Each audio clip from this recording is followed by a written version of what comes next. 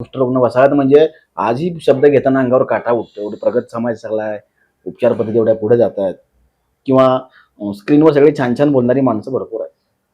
पण तिथे एकदा अगदी अंगावर शहारे आणणारा तो विषय आहे. तिथं तुम्ही काम करताय, तिथल्या लोकांना दिलासा देताय. काय भावबंध काय आहे? शहारे आणणारा विषय म्हणून मी तुम्हाला सांगते.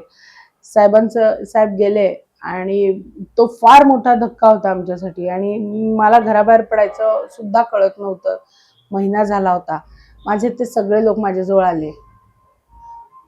मला म्हणाले, ताई कुठे जायचं नाही, आधी आपल्याकडे या, आपली सगळी लोक वाट बघताय.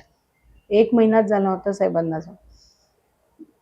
आणि मला तिथे सगळेजण कोणाला बोलता येत नव्हतं. सगळे माईक घ्यायचे आणि ते रडत होते. इतकं आपुलकी, एवढं प्रेम माझ्या त्या लोकांनी मला दिलं आणि त्यांनी त्यावेळेस मला सांगितलं की ताई, साहेबांच्या मागे तुम्ही आहात आमच्यासाठी. तुम्ही तो प्रसंग अजूनही हृदयाच्या मी म्हणतात ना कुपीत जपून ठेवलाय की त्यांनी बोलवून मला ती ताकद दिली. मला एकही गोष्टीचं भाषण करता आलं नाही.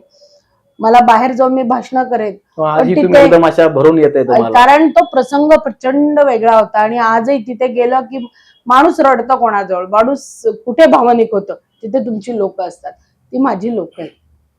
मी पदावर असेल, मी पदावर नसेल, मी राजकारणात असेल, मी नसेल, पण त्यांच्यासाठी मी आणि माझ्यासाठी ते आहे. खऱ्या अर्थानं व्हॉइस फॉर व्हॉइसलेस हे काम करण्याचा तुमचा जो पिंड आहे किंवा तुमचं हे नेचर आहे, हे समाजाला अशाच लोकांची फार प्रकर्षानं गरज आहे.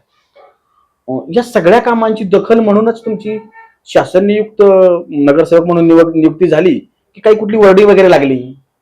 कुणाच्या आशीर्वादाने तुम्हाला ते पद मिळालं? काय विषय काय?